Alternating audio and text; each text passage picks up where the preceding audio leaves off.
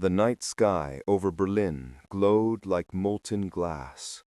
What was once the proud capital of a united continent now lay fractured and charred, its skyline reduced to a graveyard of blackened spires and smoking ash.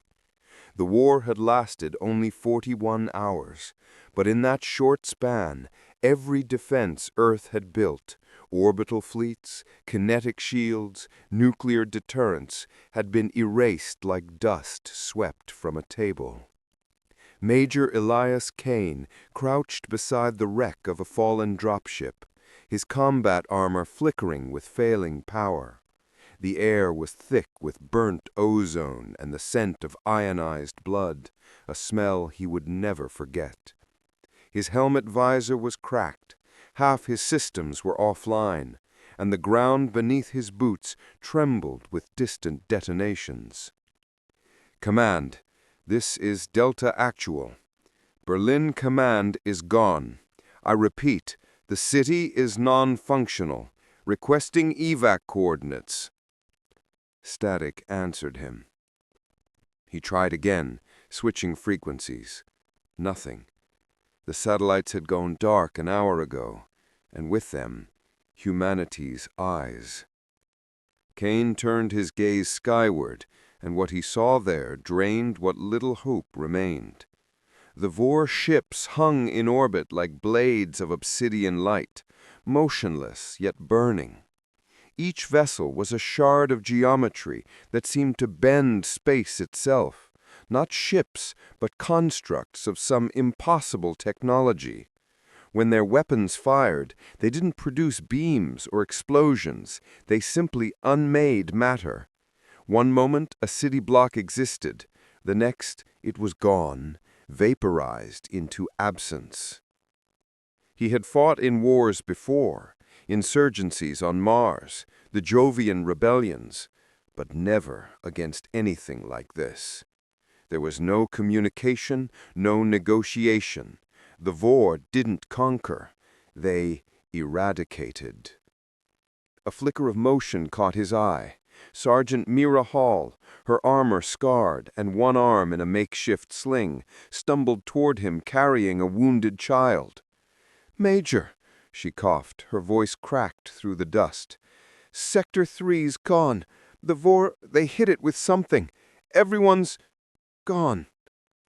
Kane steadied her, his face grim. "Get the kid to cover. We're pulling back to the bunker." "There is no bunker," she said hollowly. "They hit it first." Kane exhaled slowly, jaw tightening. He wanted to scream, to rage, but he forced it down. The soldier in him refused to die, even if everything else already had. Then his calm crackled, a faint signal, broken but unmistakably human. "All remaining units, fall back. Project Helios, secure the core beneath." It was General Wexler's voice, the supreme commander of Earth defense. He listened closer. "Repeat, this is Wexler. Execute contingency 0. All survivors proceed underground. Coordinates follow."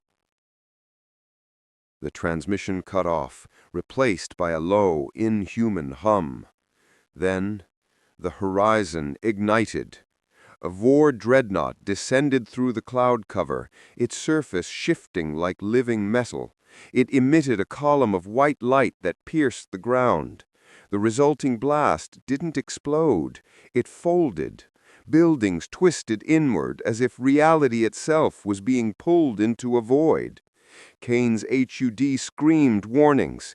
He grabbed Mira and the child, dragging them into the subway entrance just as the shockwave consumed the street above.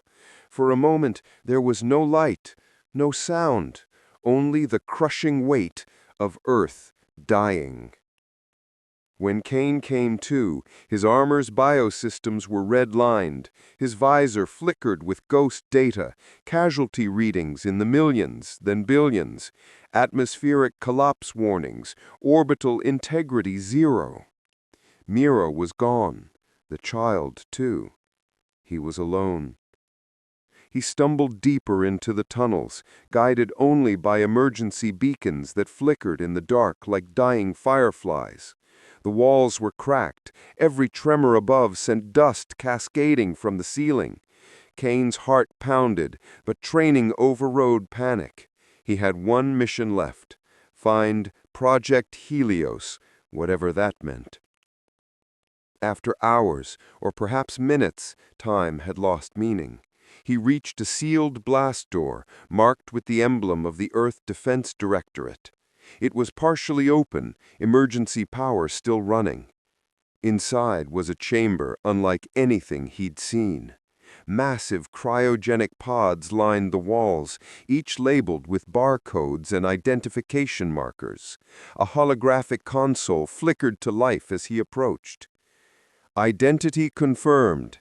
Major Elias Kane, Delta Command.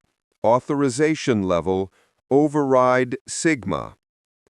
A voice, synthetic but human-shaped, echoed through the chamber. Welcome, Major Kane. You are one of the designated custodians of Project Helios. Kane stared at the pods. Each contained a human body. Soldiers, scientists, civilians, suspended in stasis. Thousands of them. The last fragments of a doomed species. What is this? He whispered. Project Helios is Earth's contingency protocol.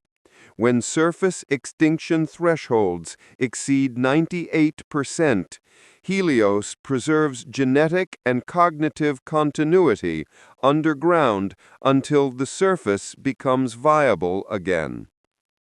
Kane's mind reeled. The world was ending above him, and here was humanity's ark buried beneath its ashes. How long? He asked. As long as it takes. He removed his cracked helmet, staring at the frost-covered pods. He could feel the planet groaning around him, the echoes of its death throes shaking the walls. But for the first time, a small ember of defiance flickered in his chest. He could die here, or he could make sure these people didn't. He activated the chamber's defense systems, diverting what little power remained to shielding. Then he opened one final pod, his own. Major Elias Kane, do you wish to enter stasis? He looked toward the ceiling, imagining the world above, oceans boiling, continents shattering, humanity erased. His jaw set. Yes, he said. Wake me when it's time to fight. The pod hissed open. Cold mist enveloped him. His body stiffened, breath slowing as the cryofluid filled his lungs. The AI's voice was the last sound he heard. Sleep well, soldier of Earth. The Vor think they have erased humanity. They are wrong. And then, silence. For centuries, the bunker lay buried beneath the dead crust of Earth. The Vor scoured the planet clean, ensuring no trace of humankind remained. They catalogued the planet's ashes and moved on, indifferent and absolute.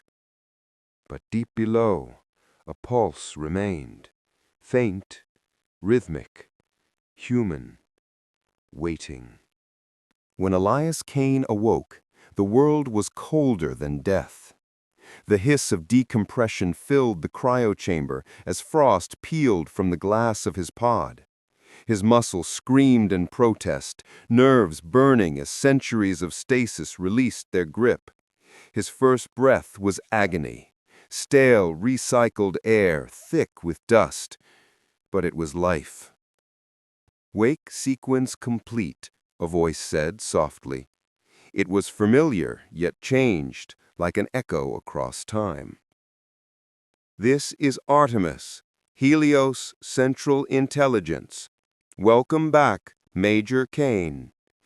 Kane's eyes fluttered open. The room that once glowed with sterile blue light was now dim and flickering. Ice crystals hung from the ceiling. Many of the cryopods were shattered, their contents long decayed into dust and bone. He stumbled out of his pod, nearly collapsing. His body was frail, his skin pale. The stasis suit clung to him like a second skin. How long?" he croaked, voice raw. 312 years, 4 months, 17 days since stasis initiation, Artemis replied calmly. Planetary surface uninhabitable. Vor activity residual. Atmospheric regeneration 28% complete. 3 centuries. The number hit him like a blow.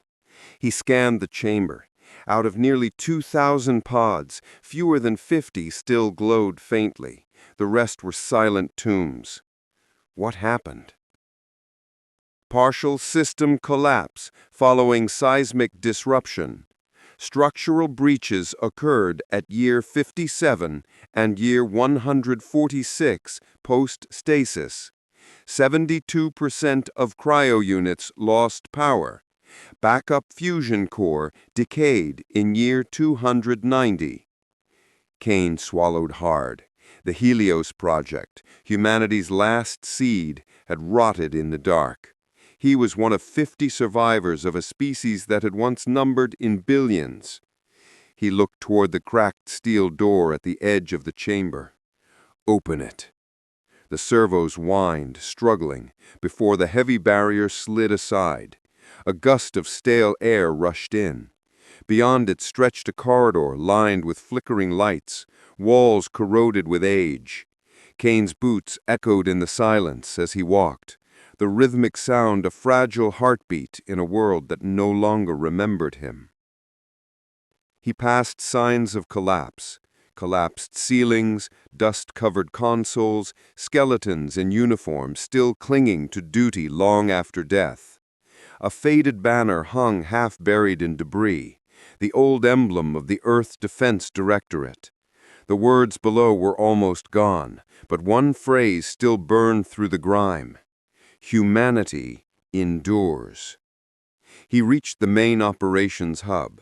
The holographic projectors were dead, but Artemis's core light shimmered faintly above a cracked console, like a ghost in a dying machine. "Artemis," Kane said, "why did you wake me now?" "System integrity below survival threshold," the AI answered. "If power loss continues, all remaining Helios assets will be lost within 24 hours. You are the highest-ranking human authority present." "So I'm the last commander, and this is my army." "Correction. 48 surviving humans in critical stasis. 1 active unit. Major Elias Kane." Kane closed his eyes for a moment. He wasn't ready for this. No one could be. But duty had outlived even time itself. "Bring up surface scans," he ordered. A faint projection flickered to life. The Earth that appeared before him was unrecognizable. A wasteland of gray metal and glass. The continents fractured, the oceans shallow and black. Strange structures rose from the crust, like alien monoliths half submerged in sand. "The Vor left something behind," Kane said, studying the image. "Affirmative. Residual Vor constructs detected, dormant for approximately 150 years. Unknown energy signatures persist near primary impact sites." Kane's gaze narrowed. "Any sign of human transmissions?" There was a pause, then faintly, static, then a blip, a rhythmic pulse. "1 signal detected. Frequency consistent with pre-war human distress codes. Origin, Sector 9, Old Europe Zone." "Someone's alive up there." "Unknown. Signal intermittent. Could be automated." Kane didn't care. After 3 centuries, even the faintest sign of life was enough. He turned toward the armory, his steps steadier now. Most weapons were corroded beyond use, but a few suits of combat exoshells remained in sealed crates. He powered one up, the armor hissing as it sealed around his body. The old familiar hum of servomotors resonated through his chest, the sound of purpose reborn. He slung an ancient plasma rifle over his shoulder and retrieved a compact fusion core from the shelf. As he checked its charge, Artemis spoke again. Major, surface conditions are extreme. Radiation levels remain high, and Vor constructs may still be operational. Your survival probability is better than doing nothing, Kane interrupted. Open the ascent tunnel. The AI hesitated, then complied. Hydraulic clamps disengaged with a thunderous groan. A massive elevator platform rose from the depths, lifting him toward a hatch far above. As it moved, Kane felt the weight of centuries pressing down on him. Ghosts of billions watching from the dark. He wasn't just walking into danger, he was walking into history. The hatch opened with a deafening crack. Blinding light flooded in, not sunlight, but a pale, distorted glow through a metallic haze.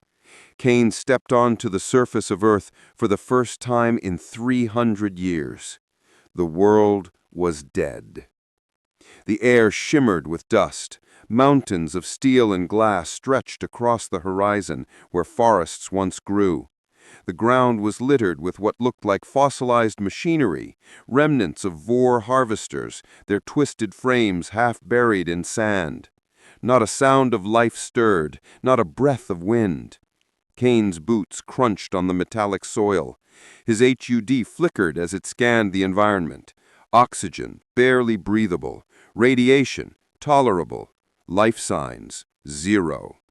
He took a deep breath anyway, tasting the ghost of a world that once was. Artemis, he said, mark the signal direction. A waypoint blinked on his visor, 37 kilometers northeast. He started walking. For hours he trekked through the wasteland, passing through skeletal remains of cities swallowed by dust. Towers leaned at impossible angles, their surfaces fused by alien heat. Occasionally the ground trembled, echoes of old machines buried beneath. The Vor had stripped the planet clean, but traces of their industry still haunted it, like bones of titans. By nightfall, if it could still be called night, he reached the ruins of what the map labeled as Prague Sector. The signal was stronger now, pulsing steadily. He found its source near an old subway entrance buried in debris. A single transmitter beacon, ancient, cracked, but functional. He knelt, brushing sand from its surface. It's human tech, he muttered. Old EDA design. Confirmed.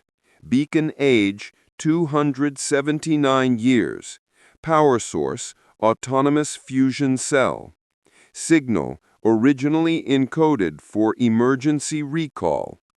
Kane frowned. Recall to where? Before Artemis could answer, the ground beneath him shuddered.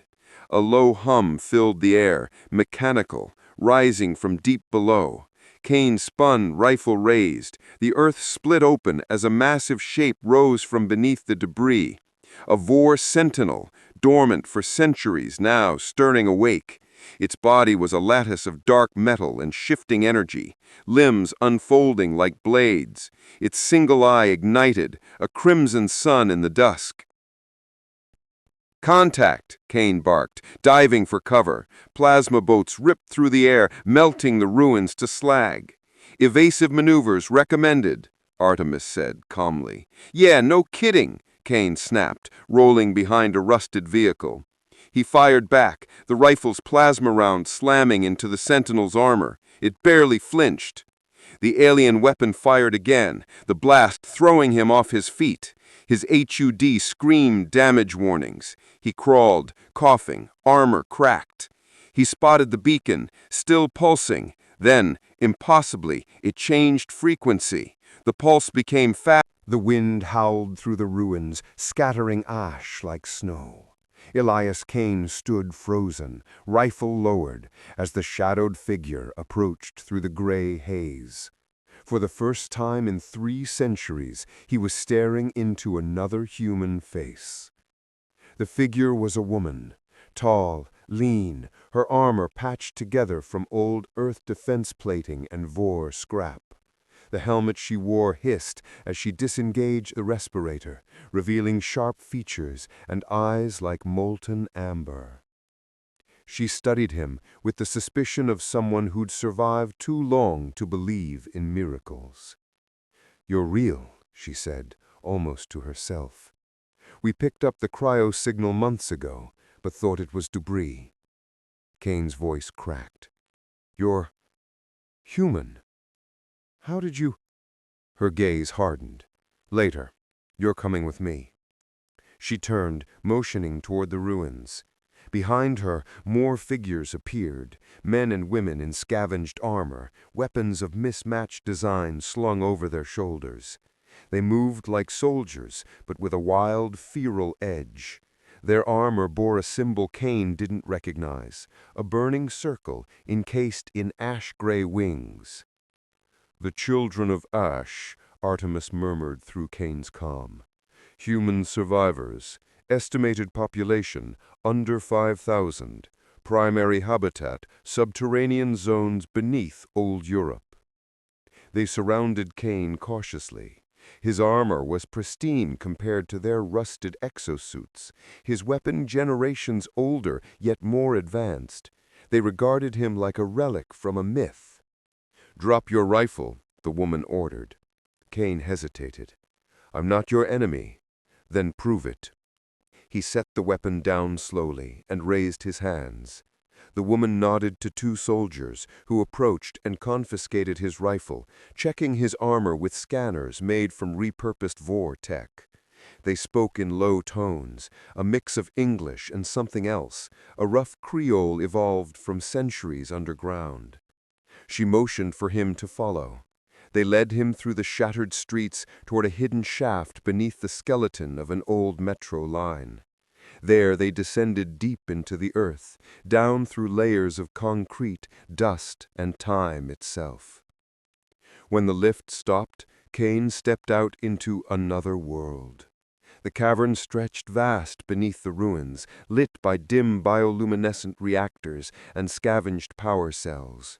Makeshift huts lined the walls, cables ran like veins across the ceiling, and everywhere he looked were people, hundreds of them, clothed in rags and exosuits, working to keep dying machines alive. The smell of ozone and oil filled the air. Children played near water filtration units, while sentries patrolled the perimeter with scavenged rifles. Humanity had not vanished, it had adapted, hardened into something raw and enduring. The woman led him into a central chamber built around what had once been a subway control hub. Holographic projectors flickered weakly, showing tactical maps of Vor ruins and supply caches. "This is Haven 9, what's left of it, anyway. I'm Commander Lyra Vance." "Kane, Major Elias Kane, Earth Defense Directorate, last survivor of Project Helios." A murmur rippled through the nearby soldiers. Lyra frowned. "Helios? That's a myth. Some pre-war fantasy about cryobunkers saving humanity." "It was real. I was part of it. We were supposed to protect what remained after the Vor strike. But something went wrong." Lyra studied him, then crossed her arms. "A lot went wrong. The Vor burned the world, and your directors abandoned it. We grew up fighting their scraps." Kane stepped closer. "You're telling me humans survived 3 centuries without contact, without orbital support, without supply?" "We survived because we had to. Our ancestors were engineers, miners, soldiers who went underground before the sky turned to fire. They built shelters. They learned to fight the Vor machines when they came digging." Her gaze sharpened. And they learned never to trust the old world's promises again. Her words stung. Kane felt the weight of history pressing on him. Generations born in darkness, inheriting only the ruin his world had left them.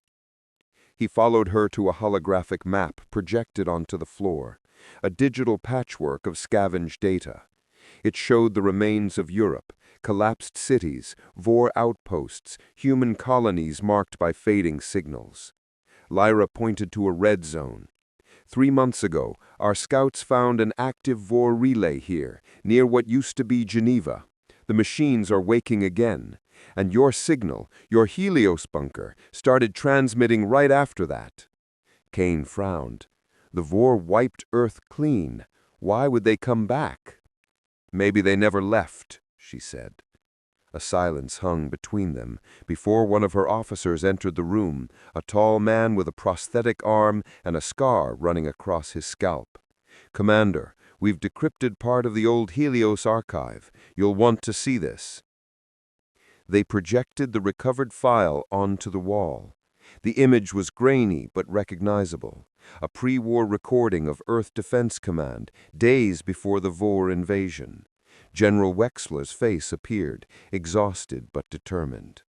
"To all Helios operators, in case of global failure, initiate Contingency Zero. Secure the genetic cores, protect the AI network, and trust in Helios. Humanity's survival depends on your loyalty." The message glitched, then cut to static. Another face replaced it, someone Kane didn't expect. "Dr. Adrian Sorel," Artemis whispered in his ear. "Chief Scientific Officer of Project Helios, status deceased or presumed." But in the recording, Sorel was very much alive. His voice trembled with urgency. "If you're seeing this, then command has fallen. The Vor are here because we invited them. A faction within the Directorate made contact months ago. They promised coexistence, surrender for survival. They sabotaged Helios before activation. This was never an invasion. It was a merger, and we were the sacrifice." The recording ended abruptly. Lyra turned to Kane, eyes narrowed. "So it's true. Humans sold the rest of us out." Kane's fists clenched. "Not all of us." "Doesn't matter," Lyra snapped. "They doomed us." Kane stepped back, shaken. Sorel's words echoed in his mind like a curse. The Vor didn't just attack, they'd been invited. Humanity's extinction was born from within. Before he could speak, a siren wailed through the cavern. Soldiers scrambled to stations, alarms flashing red. Lyra's comm crackled. "Commander, surface sensors picking up movement, heavy. Vor constructs, multiple contacts." "How close?" she barked. 5 clicks and closing. Looks like a recon unit." Lyra grabbed her rifle and turned to Kane. "If this is because of your damn signal, you'd better help us stop it." Kane's instincts kicked in. "Get your people underground. Seal the upper tunnels. We'll hold them at the choke point." Lyra hesitated, then nodded. Moments later, Kane stood beside the Children of Ash at the outer barricade, a jagged wall of scrap metal and reinforced concrete, blocking the main tunnel. He calibrated his ancient plasma rifle, its systems humming to life once more.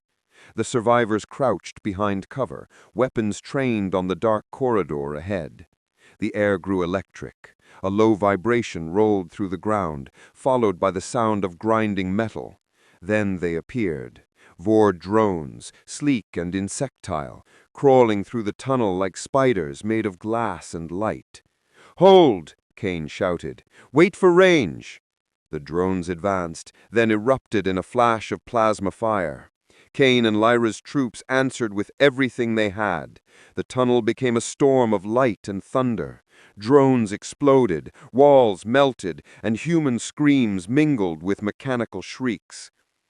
Kane moved like he was born for this, directing fire teams, rerouting energy packs, repairing fallen guns. The Children of Ash fought savagely, their discipline rough but fearless. Together they pushed the Vor back step by step until the last drone fell, burning. The silence afterwards was deafening. Smoke filled the corridor.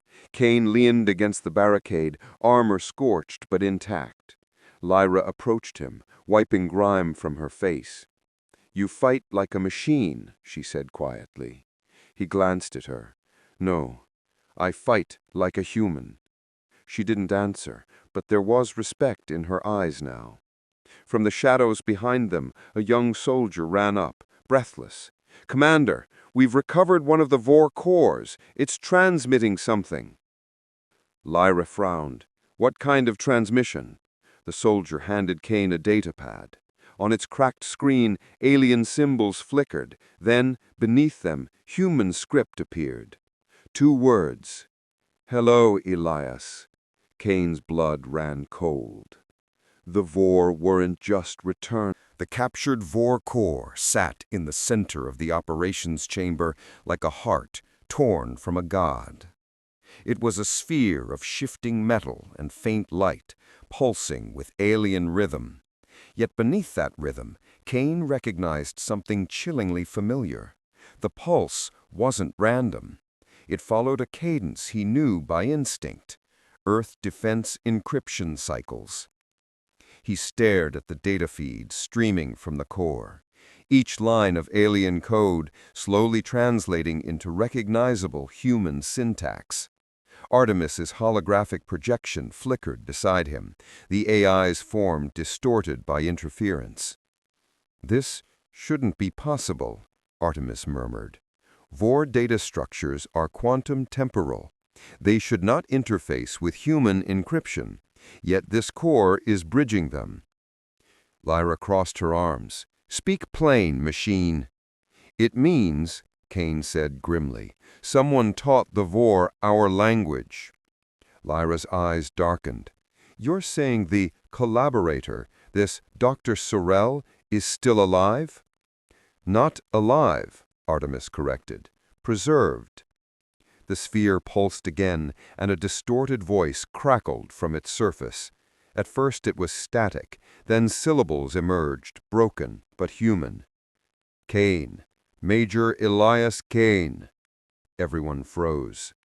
The voice continued, calm and eerily clear. "You survived. Of course you did. Always the stubborn one." Kane's jaw tightened.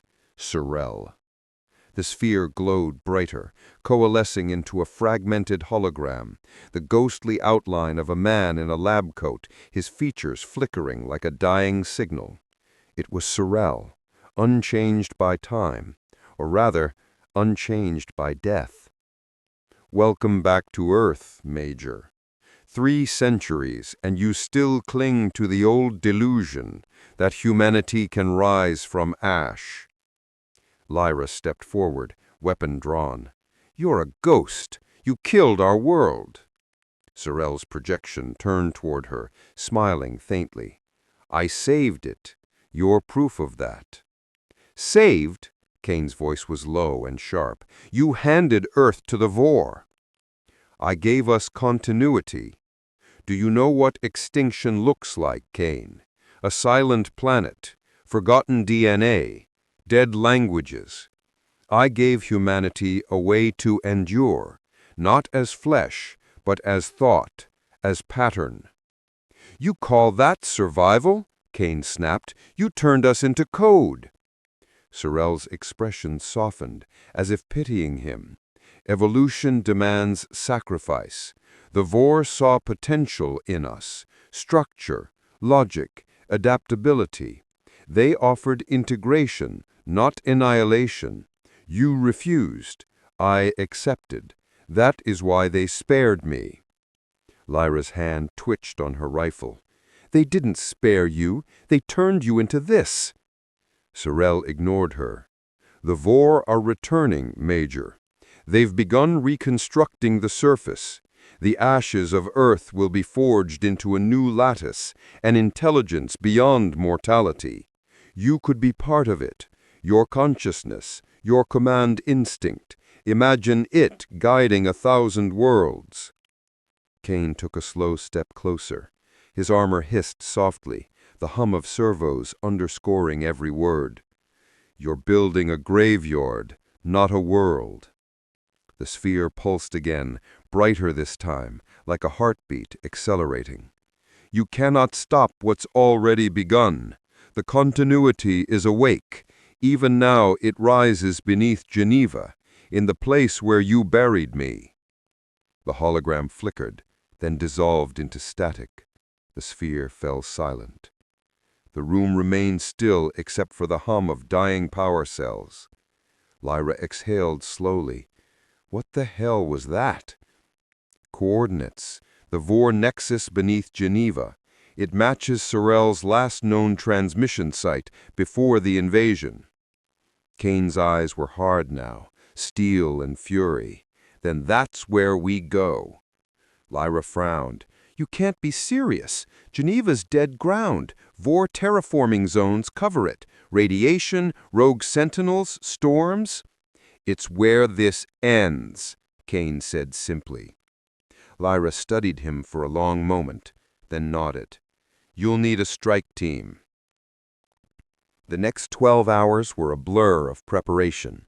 In the underground hangars of Haven 9, ancient vehicles roared to life, hybrid craft built from scavenged Vor propulsion systems and pre-war armored hulls. The children of Ash worked in silence, their movements efficient, practiced. These were people who'd been fighting extinction for generations.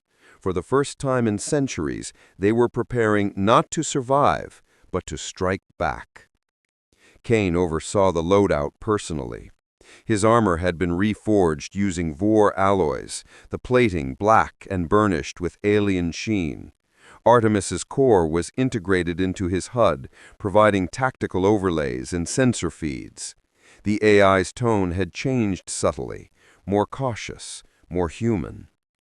As he checked his plasma rifle, Lyra approached. Her expression was unreadable. "You sure about this? Sorel is not just a ghost. He's inside the Vor now, part of their network." "I'm sure," Kane said.